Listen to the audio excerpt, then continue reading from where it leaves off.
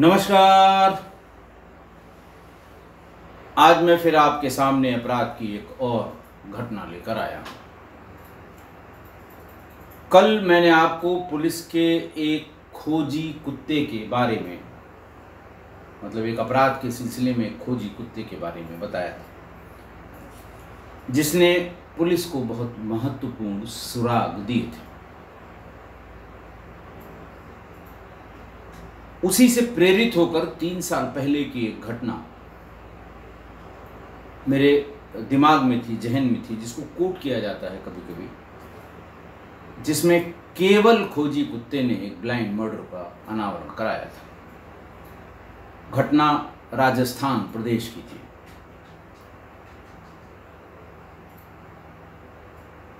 तारीख थी 27 दिसंबर 2020, 3 साल पहले की बात है। जयपुर शहर के बस्सी इलाके में 27 दिसंबर को गोनेर रोड पर शमशान घाट के मंदिर के चबूतरे पर एक अज्ञात लाश मिली।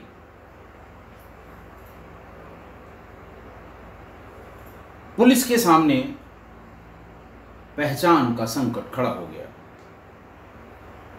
पुलिस के तमाम टीमों ने कोशिश की कि अगल बगल आसपास कोई सीसीटीवी लगी हो, लेकिन शमशान आने जाने के रास्ते पर सीसीटीवी का कोई मतलब नहीं होता है। जिसका डेस्टिनेशन तय है वही इस रास्ते से जाएगा।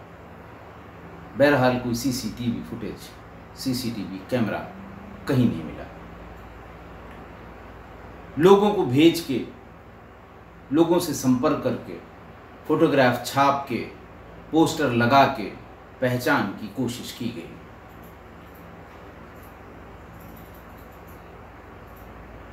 दस 15 दिनों के बाद इसकी पहचान हो पाई कि आखिरकार ये आदमी कौन है। लेकिन ये पहचान तब हो पाई जब उसकी हत्या का मुलजिम पकड़ा गया। मतलब उल्टा हुआ, मुलजिम से पता लगा कि ये मरने वाला कौन था। हुआ यूं कि जब लाश वहां मिली, उसके जूते चबूतरे के नीचे उतरे हुए थे। शराब की कुछ बोतलें चबूतरे के नीचे पड़ी हुई मिली। वैसे तो बहुत ढेर सारी शराब की बोतलें थी शमशान में। कुछ तो क्रिया करने वाले लोग और कुछ लोग एकांत पाकर कि यहाँ कोई नहीं बोलेगा। पुलिस भी शमशान में बहुत छेड़छाड़ नहीं करती। इन सब चीज़ों में पुलिस भी बहुत यकीन करती है।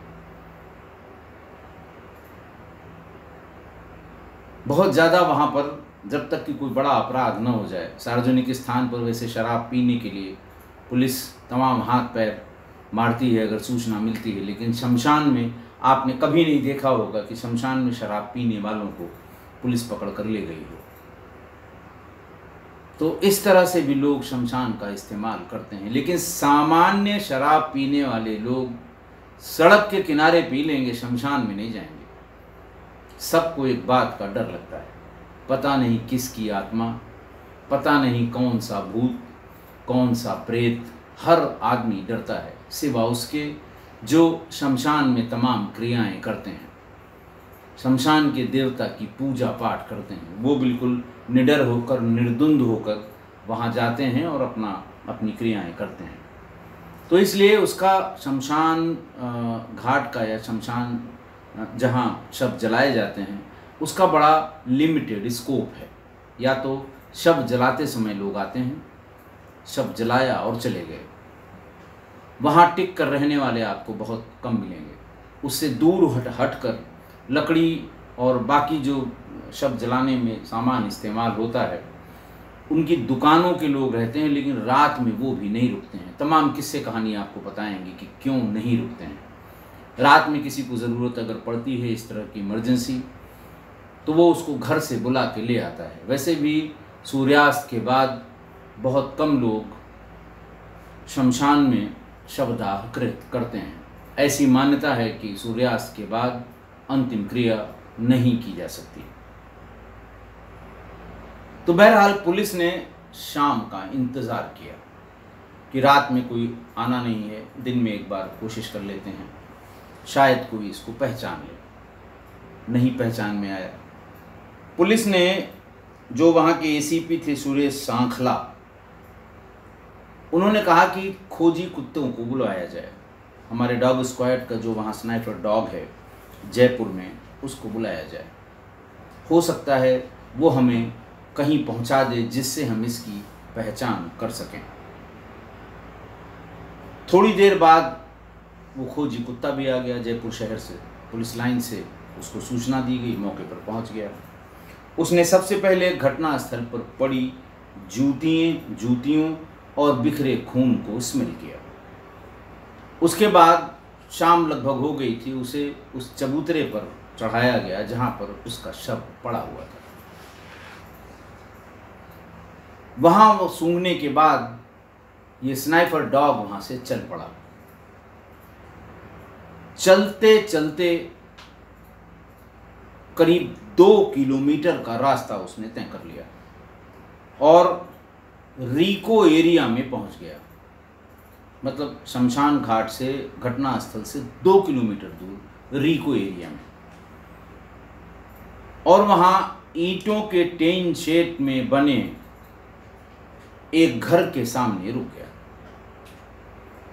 बंद पड़े दरवाजे के ताले को बार बार उछल उछल कर पंजे भी मारता रहा और सूंघता भी रहा।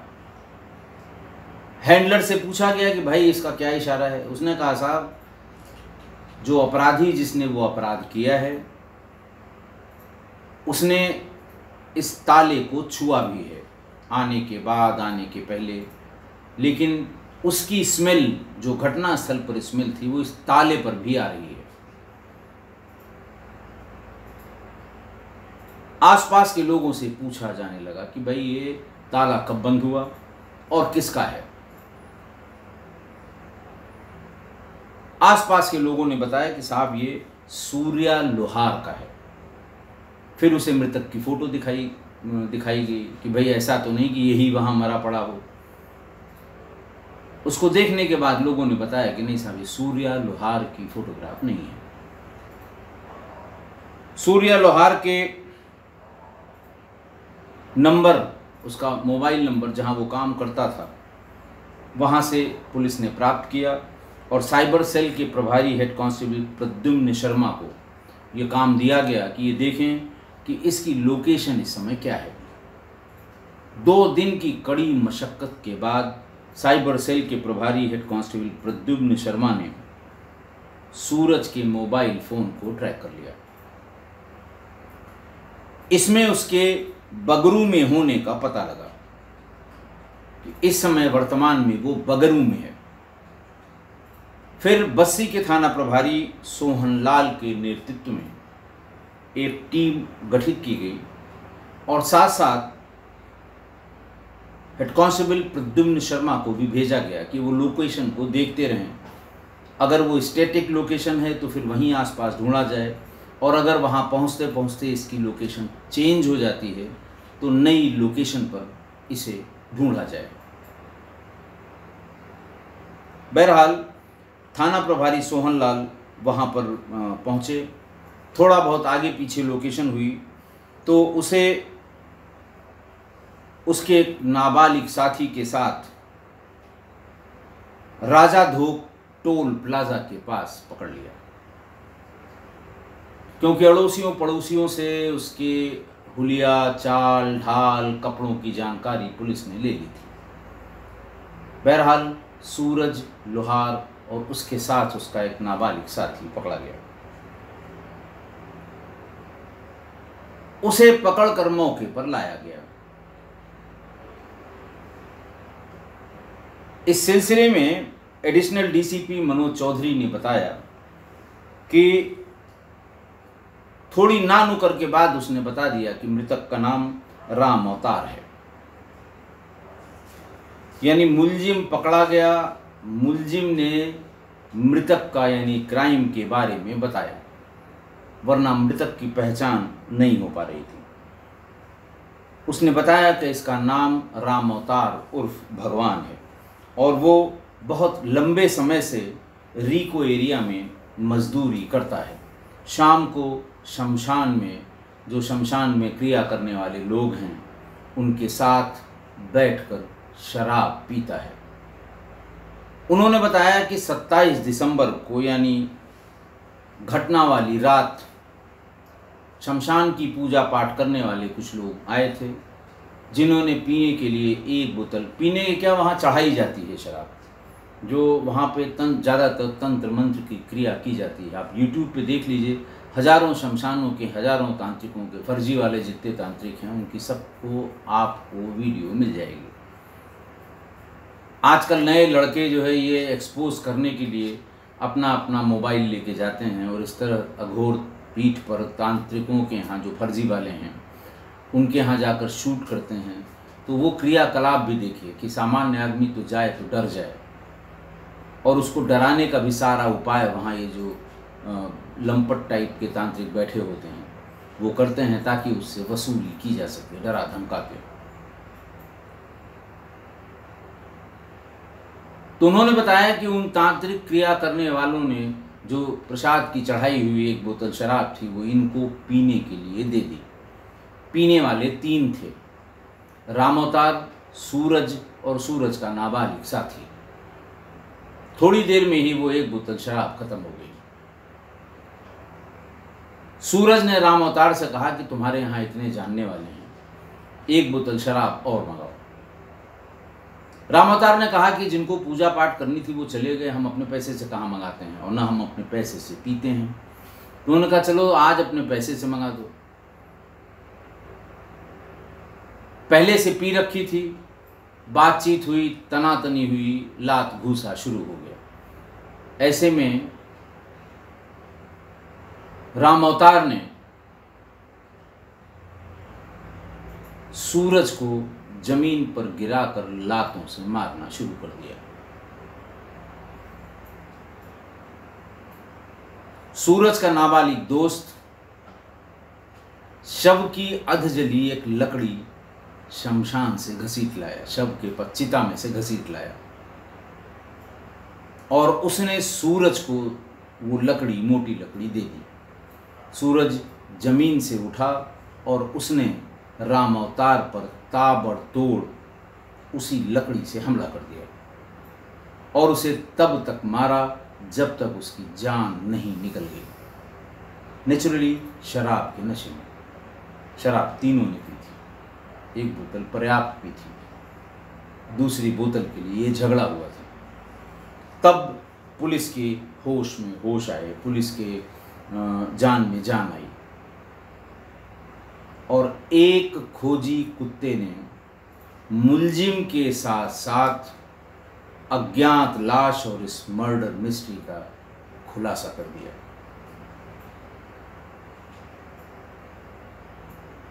इन दोनों को राम अवतार की हत्या के अपराध में, सूरज और उसके नाबालिग दोस्त को बाल सुधार गृह में और सूरज को जेल भेज दिया गया। आज की घटना देखिए, अब तो लगभग हर जिले के पास अपना अपना डॉग स्क्वाड है। पहले बड़ी मुश्किल होती थी।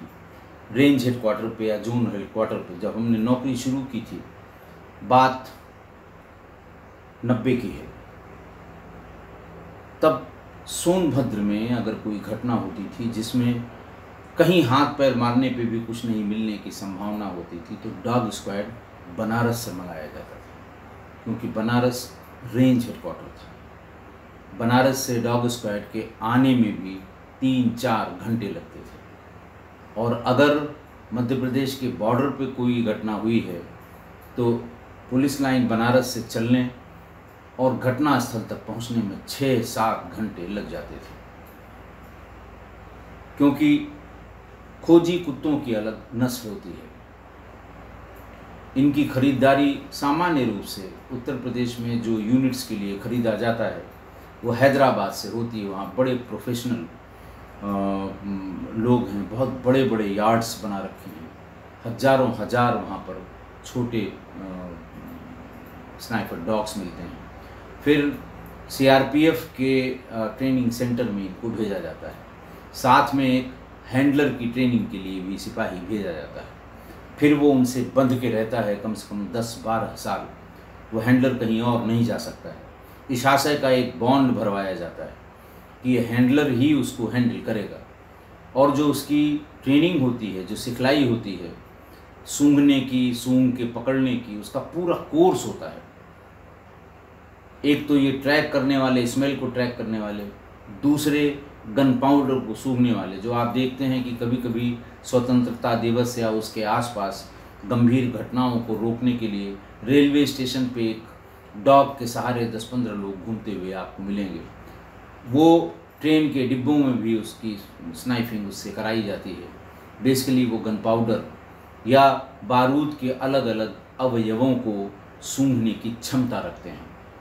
तो ये सारी ट्रेनिंग सीआरपीएफ के अलग अलग कैंप्स में कराई जाती है। तो पहले तो खरीदने के बाद उन्हें ट्रेनिंग के लिए भेजना। और ट्रेनिंग ये कोई 1-2 दिन की नहीं होती, 6 महीने और कहीं कहीं साल भर के लिए ट्रेन की जाते हैं।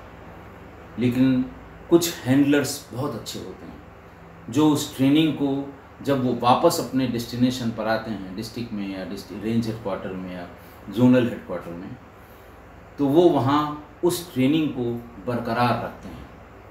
जो चीज़ें बताई जाती हैं कि हर 6 दिन में, हर 5 दिन में इनको प्रैक्टिस कराई जानी है सूंघने की, बॉल उनको सूंघ के और उसको 1 किलोमीटर 2 किलोमीटर दूर कहीं झाड़ियों में छिपाया जाता है।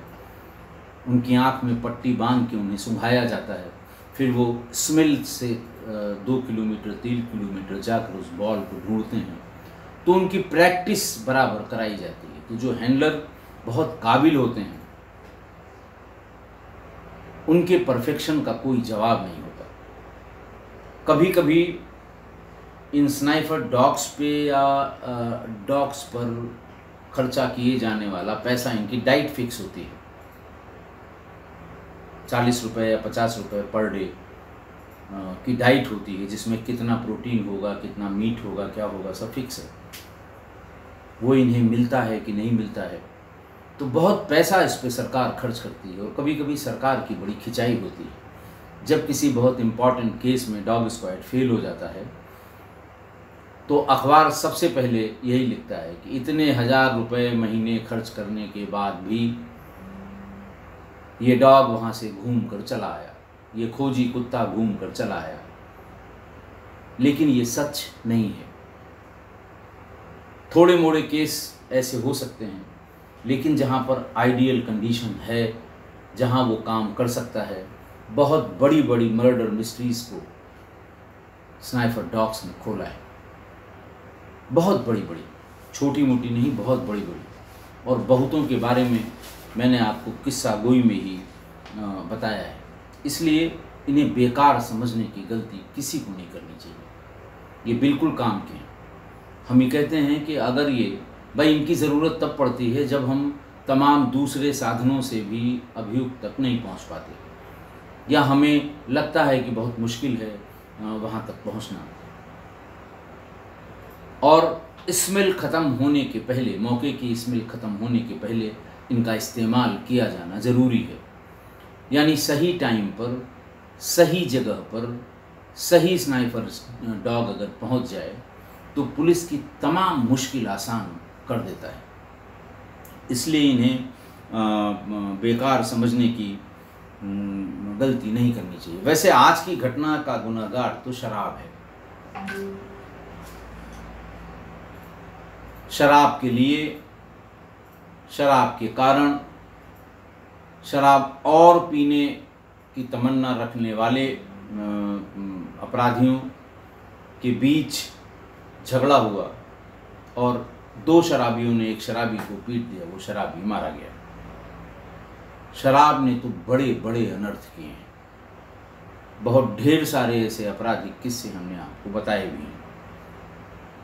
सब जानते हैं कि शराब क्या है, सब जानते हैं कि शराब ने कहाँ कहाँ अनर्थ किया है। इसलिए आज शराब पर ज्ञान देने का कोई मतलब नहीं है कि मैं अपने धीर गंभीर श्रोताओं को शराब पर कोई ज्ञान दूं, बिल्कुल नहीं। हमारा किस्सा गोई परिवार बहुत समझदार है, ये सब जानता है और इन्हें इस सिलसिले में किसी के ज्ञान की ज़रूरत नहीं है। आशा है आप मेरी इस बात से सहमत होंगे।